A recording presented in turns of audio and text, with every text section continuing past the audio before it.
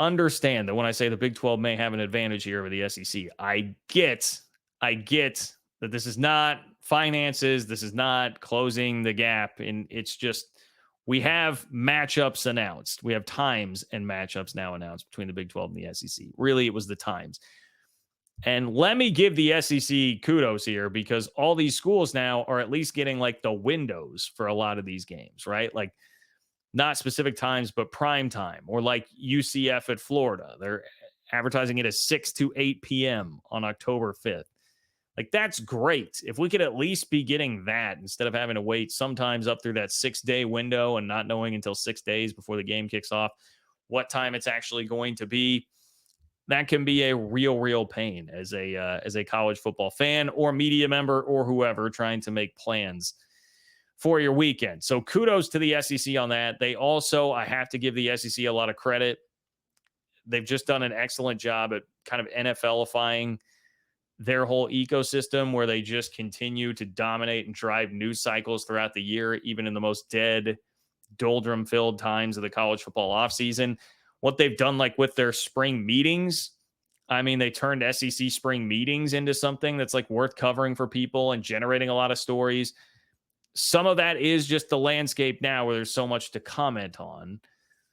But I also feel like they've leaned into that. They've leaned into that and turned it into more of a media event. And now everybody is there commenting and reacting. And it's sort of like, it's like the NFL and how the NFL and their schedule, the schedule release, they drag all that stuff out and people care about it a lot anyway. The SEC does some things well, folks, but they may not win 3 of 4 against the Big 12 here out of these 4 non-conference matchups that we got times for. I'm saving UCF and Florida for the end of this because to me, UCF Florida is the best Big 12 non-conference matchup that we have.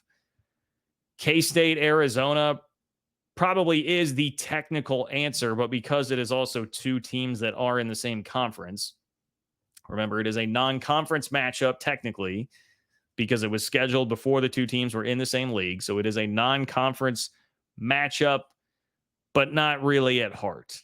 So I can't get behind that being number 1 on a technicality here. I've got to go UCF Florida. I think that game is the one that I'm looking forward to seeing the most. Unfortunately, it's going to be in the middle of conference play. It's October 5th after both teams have played a couple of conference games. But you got Arkansas, Oklahoma State. All right, that was announced 11 a.m. on September 7th. Arkansas at Oklahoma State. Cool matchup, fun matchup. The teams have not actually played since 1980. So I like that aspect of it. It's just bringing back a little bit of an old rivalry. You could maybe put air quotes around the rivalry, but 2 teams that geographically similar, I feel like culturally somewhat similar, and a ton has changed since 1980, the last time that they actually played. Look, Oklahoma State's going to be a favorite there. I'd imagine Oklahoma State's like a 7 to 10 point favorite in that game. Don't think that they should have too much problem with Arkansas. They lose KJ Jefferson. They're coming off of a tough year last year. It is like a do or die year for Sam Pittman, but this could be an early statement opportunity for Mike Gundy and company.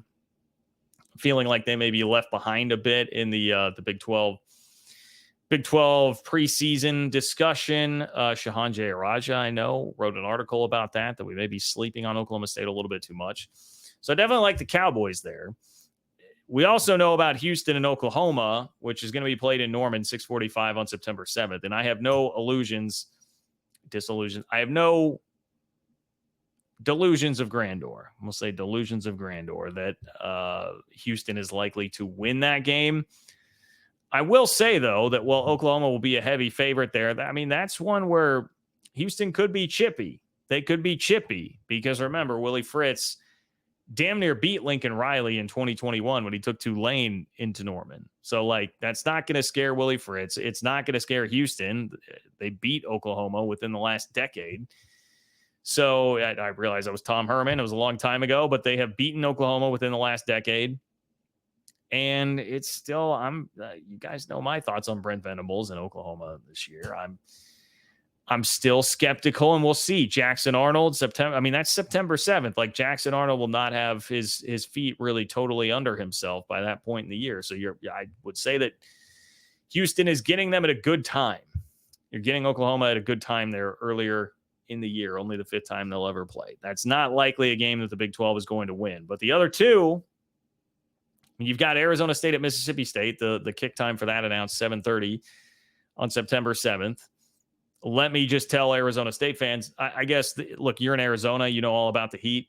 But as somebody who has been to Starkville, Mississippi for a game in September that kicked off in the afternoon, way too hot. Way too hot. I think I'm still sunburned from that game. It was in 2019. That was 5 years ago. Way too hot. And the press box, it was an open air press box too. So like you've got nothing protecting you from the elements. You're just out there taking a beating from the sun. So it'll help that that game is at night. It's not like a super sexy matchup. Neither team won more than 5 games last year. They only combined for 8.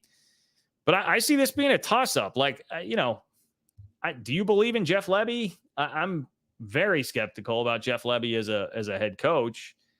Mississippi State seemed like thrilled with that hire. I didn't love Jeff Lebby as an offensive coordinator at Oklahoma. So you understand my natural skepticism then leading into this as him being a head coach at Mississippi State. Now, there are a lot of things that Arizona State needs to prove. They lost Jaden Rashada among many other things that have happened throughout the offseason. They didn't have a very good year last year, and now they're moving to a new conference. And Arizona State athletics generally has been kind of a mess here. They could beat Mississippi State. I think they could beat Mississippi State. That's definitely a winnable game for the Big 12. And then we arrive at UCF Florida. 6 to 8 p.m. It will be like somewhere in the window of 6 to 8 p.m. for the kickoff on October 5th, which again, shout out to the SEC for doing that and at least giving us those windows. Look, I think UCF is going to win the game, and I don't know that it's really an upset when it happens. How many games is Florida winning this year? Have you guys looked at Florida's schedule? It is one of the most jaw-dropping things that you could look at this offseason, this college football preseason, however you want to frame it up here.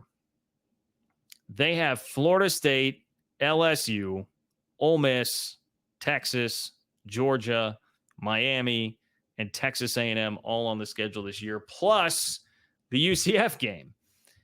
That's a ridiculous schedule. It's a coach on the hot seat.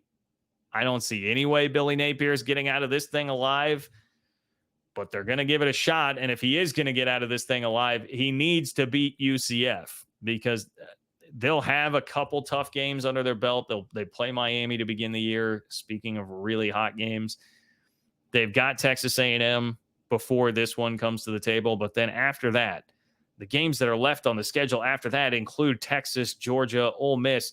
And I know I slip Ole Miss in there. Like Ole Miss is going to be like a top 10-ish team because of, they just crushed the portal. So they've got Texas, Georgia, Ole Miss, LSU, and Florida State all after the UCF game. After the UCF game. It's going to be tough for them to beat Florida State among all those teams.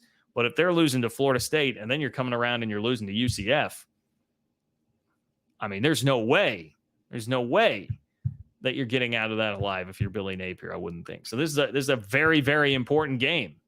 If you're going to roll out like a 7-5 season and have losses to UCF and Florida State, man, the natives are going to be really, really restless, regardless of how tough your schedule was. So the point is, this should be a really desperate Florida team that's in that game. They could already be like 2-2 rolling into it.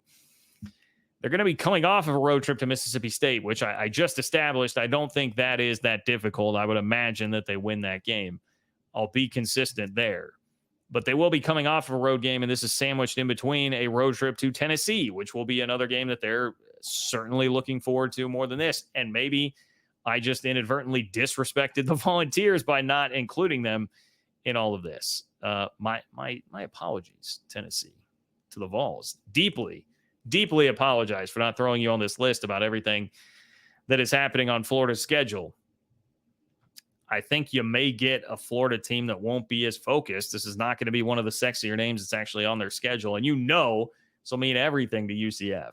It'll mean absolutely everything to UCF. So I think it's the best Big 12 non-com we've got, and I think UCF will make a statement in that game, which is apparently going to be prime time in the Swamp. And don't call it an upset.